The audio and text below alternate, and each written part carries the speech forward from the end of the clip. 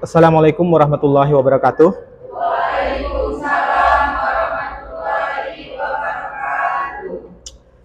Perkenalkan, nama saya Amrizal ya. Di sini saya sebagai pengampu mata kuliah Statistika 1 di Prodi Ekonomi Pembangunan di semester 1 di lokal RA2 ya.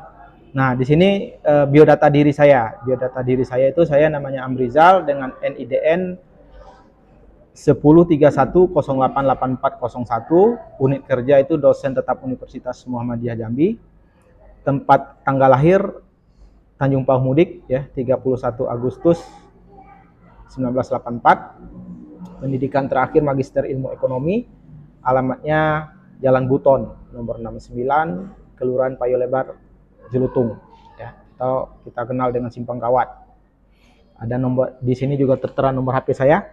Nomor HP saya 0853664048. Ini bisa digunakan untuk konfirmasi mahasiswa tentang berhalangan hadir atau tugas yang berhubungan dengan mata kuliah Statistika 1 ini.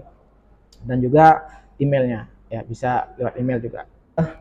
Pada kesempatan kali ini di mata kuliah Statistika 1 ada beberapa materi atau bahan kajian pembelajaran yang akan kita bahas di Statistika 1.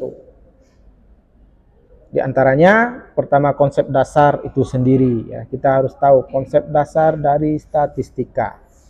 Ya. Kemudian tentang populasi, apa itu populasi, apa itu sampel, nantinya akan kita pelajari. Kemudian bagaimana kita mengumpulkan data, pengumpulan data, cara, metode nantinya. Kemudian bagaimana cara atau metode dalam pengolahan data itu sendiri. Terus penyajian data dan teknik penyajian data. Nanti juga kita akan berbicara tentang ukuran pemusatan, ukuran penyebaran, dan grafik dan tabel. Nah, itu ada beberapa yang akan kita pelajari, dan saya harap mahasiswa di RA2 memahami semua materi yang akan kita sampaikan. Kemudian dalam ketentuan perkuliahan ya tentu ada yang pertemuan pertama, 1, 2, dan 3 itu perkenalan dan materi. Perkenalan yang sedang saya sampaikan pada perkuliahan pertama kita ini. Kemudian pertemuan 4, 5, 6, 7 materi dan diskusi. Nanti pertemuan ke-8 UTS, pertemuan ke-9, 10, 11 materi dan diskusi, sampai dengan pertemuan ke-15. Ke-16-nya kita akan melakukan UAS. Jadi ada 16 minggu, 16 kali pertemuan dari sekarang. Ya. Mahasiswa semua akan bertemu dan berhadapan dengan saya. Ya. Kemudian ada komponen yang perlu ingin saya sampaikan, komponen penilaian. Nah, di sini ada apa saja yang saya nilai nanti. Ada sikap, ada tugas, ada kuis, UTS, UAS, dan umum.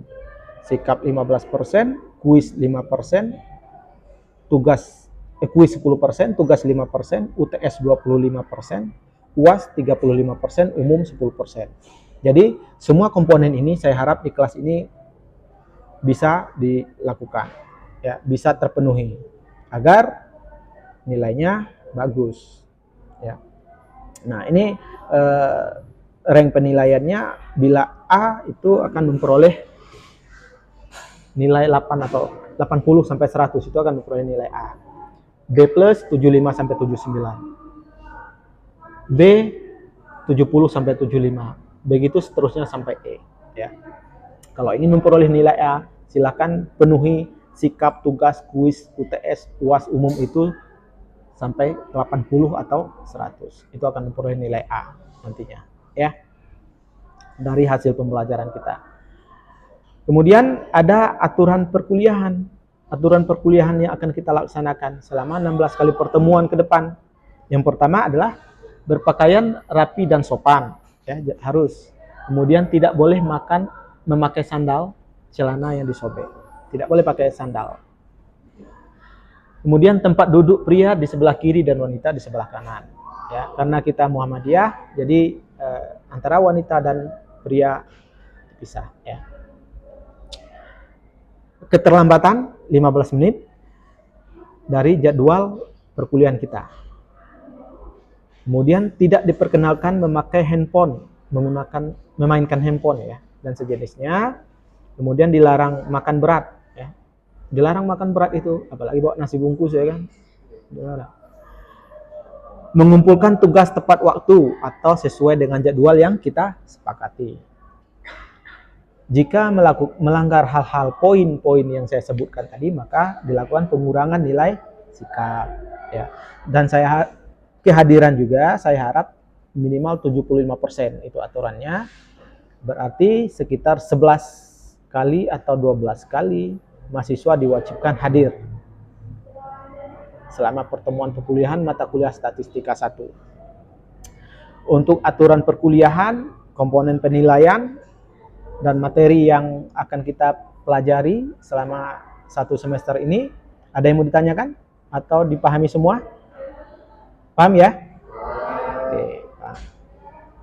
Kalau paham, kita masuk ke materi apa itu statistik.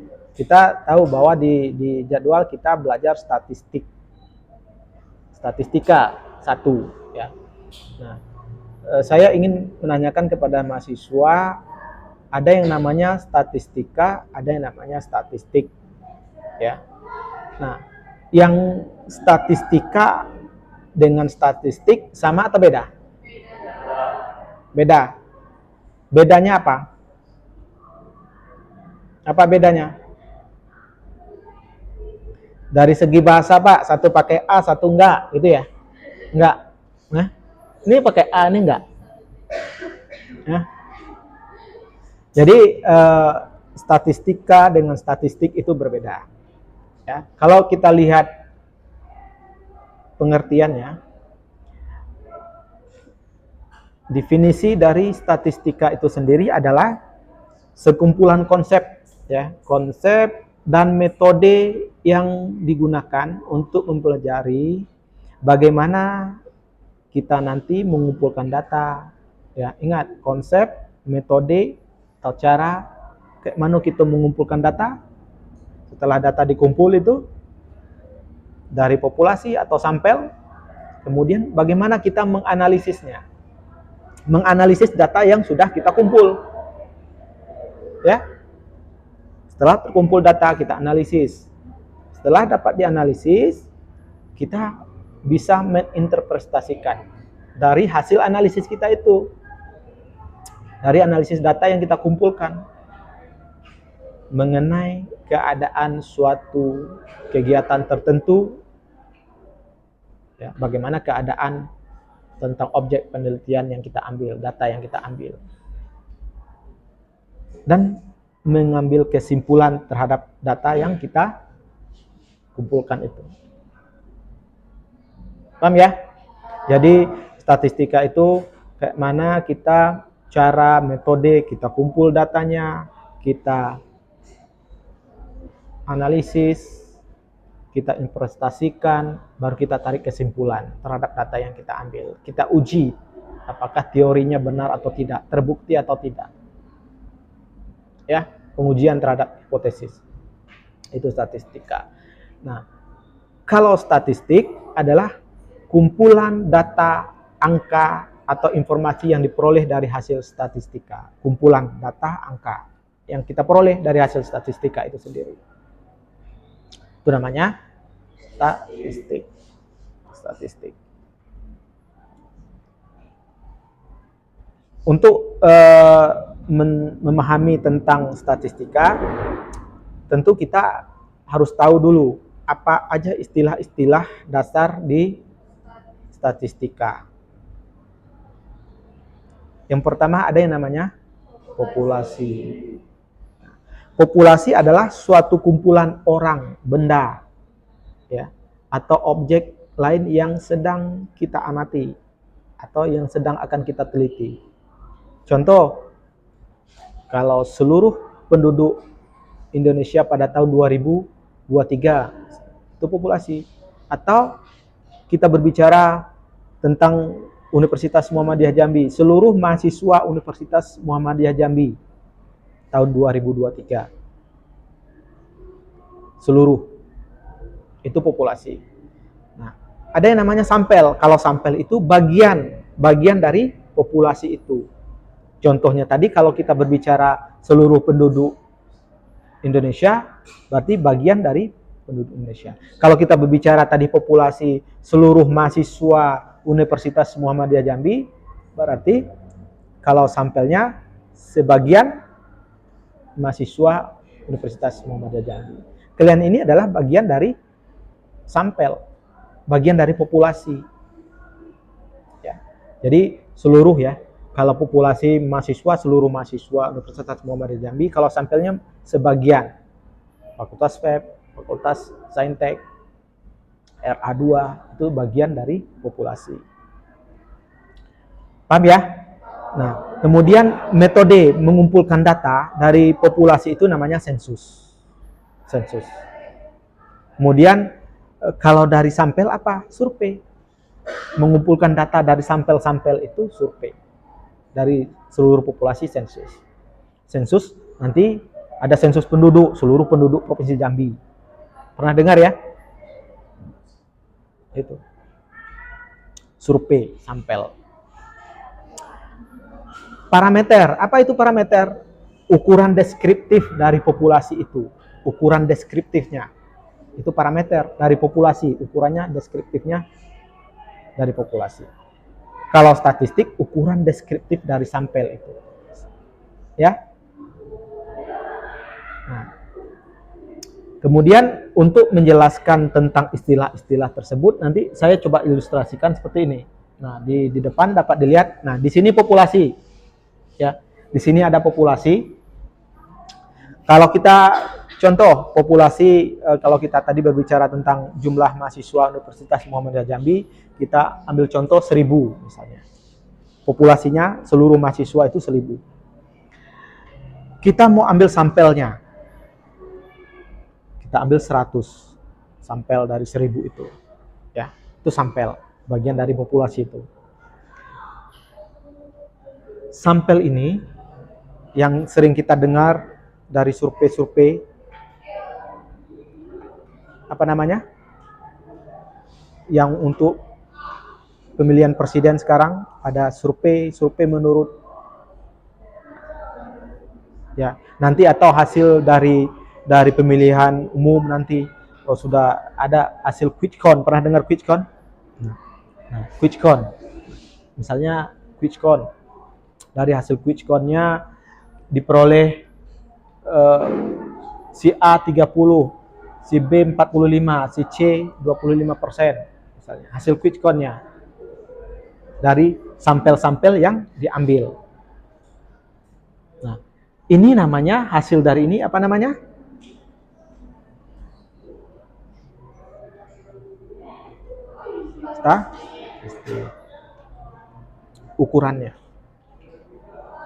Ukurannya tadi statistik.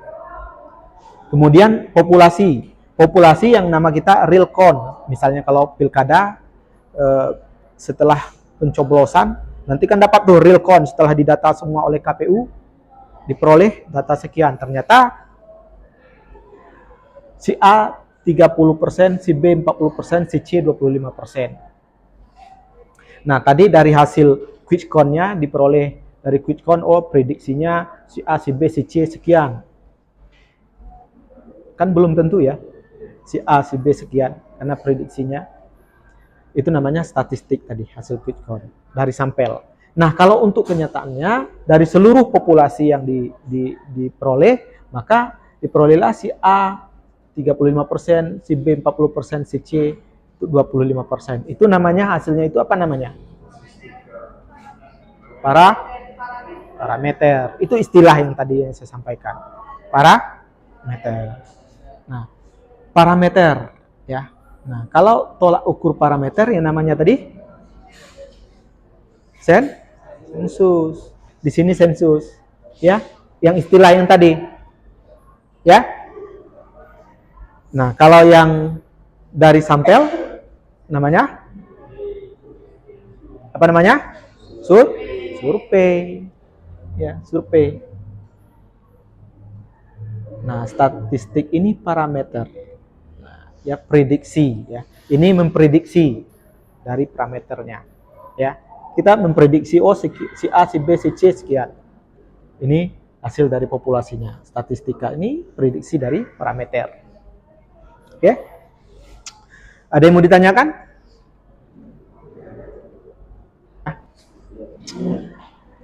Oke, lanjut. Kita telah tahu bahwa istilah dasar dari statistika itu tadi.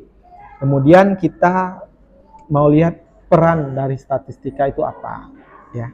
Apa saja peran statistika? Nah, statistika itu sangat penting perannya dalam mengembangkan ilmu pengetahuan, pemahaman, penerapan teori dalam berbagai bidang ilmu, ya. Seperti pendidikan, psikologi, sosiologi, ekonomi, di bidang kita di ekonomi, manajemen, dan memerlukan pengetahuan tentang statistika. Semua itu perlu tentang statistika. Kalau kita ekonomi, berbicara tentang ekonomi, kita akan berbicara tentang ekonomi, bagaimana kita berbicara tentang angka, mengambil keputusan dari data-data yang ada di lapangan, pengujian terhadap hipotesis, pengujian terhadap teori, benar atau tidak teori yang terhadap data yang ada di lapangan, terbukti atau tidak. Tentu kita bilang terbukti, tidak, belum tentu. Tentu kita ambil datanya, kita olah datanya, seberapa besar pengaruhnya. Ya, itu peran statistika. Nah, metode statistika adalah bagian yang tak terpisahkan dari pendekatan atau paradigma kuantitatif. Dia tidak terlepas dari paradigma kuantitatif. Metodenya. Kuantitatif itu berupa angka atau data angka. Itu kuantitatif. Ya. Nah, penelitian kuantitatif merupakan metode untuk menguji teori dengan cara meneliti hubungan antar variabel yang saya sebutkan tadi, untuk menguji teori. Variabel-variabel yang diukur dengan instrumen penelitian yang menghasilkan data berbentuk angka-angka dan analisis dengan prosedur statistika. Ya. Menggunakan asumsi-asumsi untuk menguji teori. Asumsi-asumsi, dugaan-dugaan untuk menguji teori. Tujuannya adalah menentukan apakah generalisasi prediktif dari teori yang diselidiki dapat terbukti kebenarannya. Teori itu dapat terbukti atau tidak dengan data yang kita kumpulkan. Ya.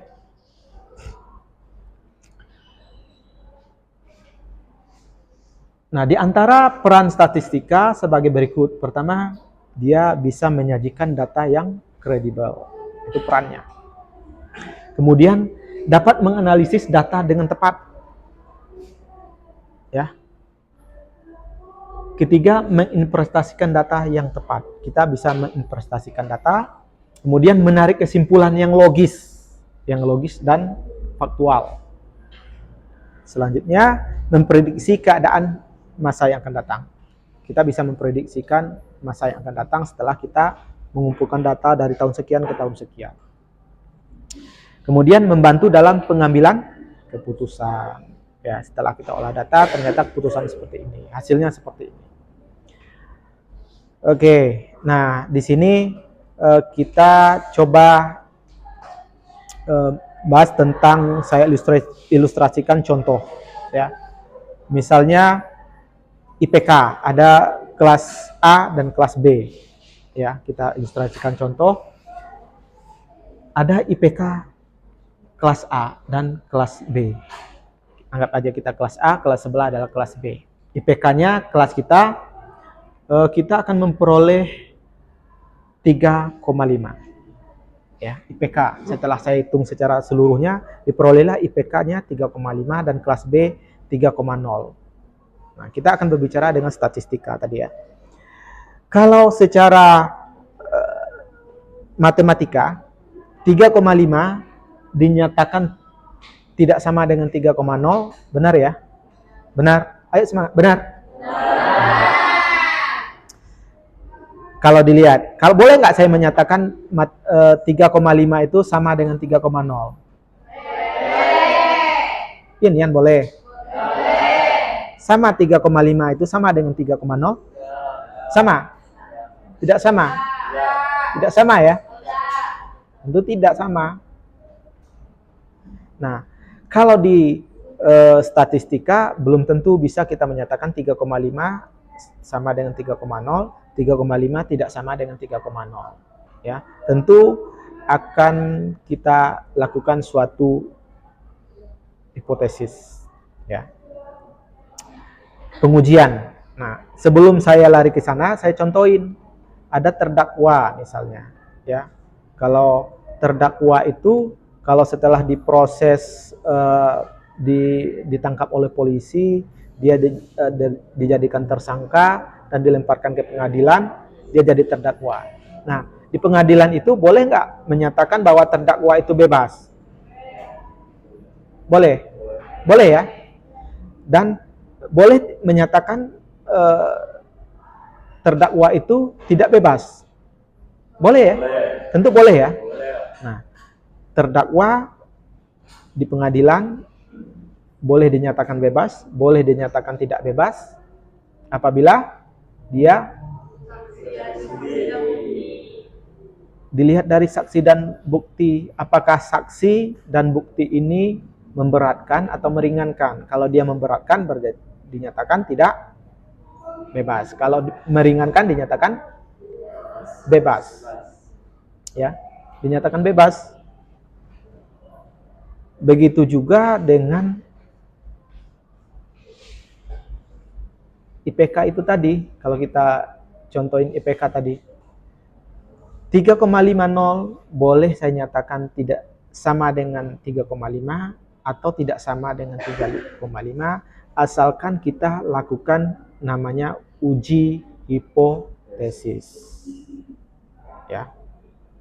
Setelah kita uji hipotesisnya, dugaannya, saya menduga 3,5 ini sama dengan 3,0. 3,5 ini tidak sama dengan 3,0. Atau saya menduga terdakwa ini kira-kira bebas. Saya menduga, oh terdakwa ini tidak bebas. Tentu dugaan saya, dia bebas. Dugaan saya, dia tidak bebas. Tentu harus namanya uji saksi dan bukti. Kita uji dulu saksi dan bukti, meringankan atau memberatkan. Begitu juga dengan kasus IPK kelas A dan kelas B. Dugaan saya 3,5 tidak sama dengan 3,0. 3,5 sama dengan 3,0. Dugaan. Tentu untuk membuktikan dugaan saya benar atau salah, tentu harus ada hipotesis. Pengujian hipotesis harus diuji dulu. Kalau terdakwa tadi diuji saksi dan buktinya, kalau di statistika IPK-nya diuji dengan hipotesis, uji hipotesisnya. Ya, paham ya? Oke. Nah, kalau paham, coba kita lihat. Nah, di sini menurut Jali 2008, ya, ada proses penelitian ilmiah di tabel di depan. Di sini ada masalah, ada permasalahan.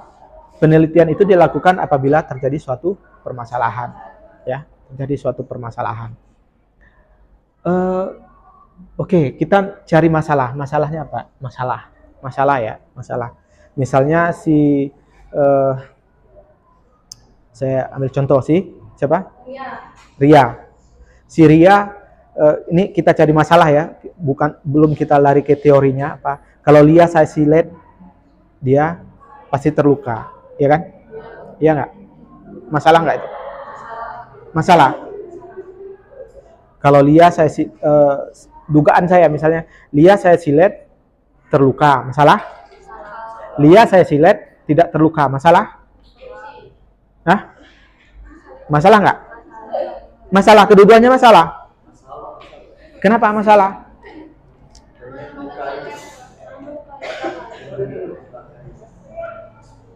Kalau kita lari kita konteksnya di sini, ya, kita cari permasalahan. Kalau secara teorinya, Lia saya lukai berdarah. Masalah nggak? Nggak masalah. Kenapa masalah? Karena teorinya memang seperti itu. Dia saya lukai pasti terluka. Teori benar ya? Iya, itu nggak teorinya. Dia saya lukai terluka. Berarti tidak tidak bersalah. Tidak masalah. Ya, ini tidak masalah. Kita coba lukai.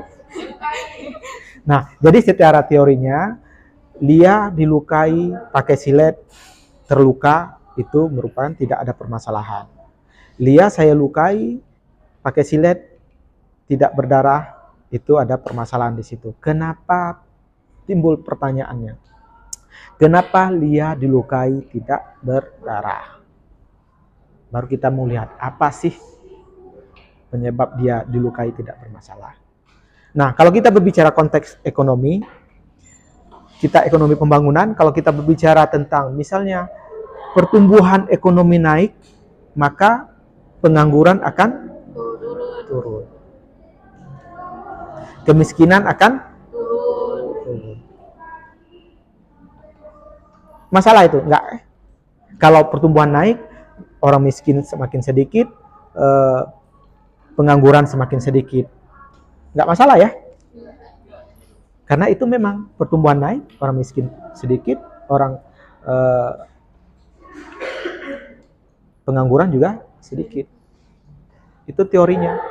Yang masalahnya pertumbuhan naik kok pengangguran makin banyak, orang miskin makin banyak. Itu masalahnya. Itu yang perlu kita teliti. Paham ya? Nah, besok kalau kalian disuruh membuat sebuah makalah atau proposal, nah, permasalahan pertamanya itu apa? Baru kita kumpul, oh masalahnya seperti ini. Pertumbuhan naik kok banyak miskin, banyak orang pengangguran. Investasi banyak masuk, kok masih banyak pengangguran. Apa sih masalahnya? Baru kita teliti. Kita ambil datanya, membuktikan teori itu benar atau tidak. Kita kumpulkan data. Itulah metode statistika. Bagaimana kita mengumpulkan data, menganalisisnya, menginvestasikannya. Dan baru kita tarik kesimpulan. Besok-besok ada yang kerja di instansi ini, ya, bisa menyarankan kesimpulan dan tindakan apa yang harus dilakukan. Kurangnya seperti ini. Setelah kita umpul datanya. Paham ya?